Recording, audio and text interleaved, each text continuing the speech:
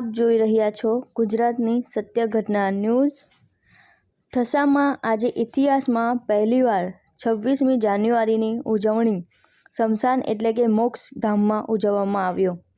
આ કાર્યક્રમમાં પોલીસ અધિકારીઓ, ડોક્ટર તેમજ તમામ સરકારી અર્ધસરકારી અધિકારીઓ હાજરી આપી અને ધામધૂમથી 26મી જાન્યુઆરી ઉત્સવ ઉજવવામાં આવ્યો। ગુજરાતની સત્ય ઘટના રિપોર્ટર નિકુંજ